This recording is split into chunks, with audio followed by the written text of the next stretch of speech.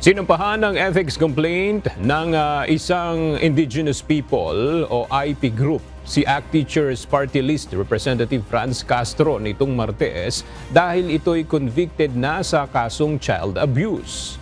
Ayon sa abogado ng grupo na si Attorney Israelito Torion, iginigiit ng grupo ang umano'y paglabag ni Castro sa Republic Act 6713 o ang Code of Conduct and Ethical Standards for Public Officials.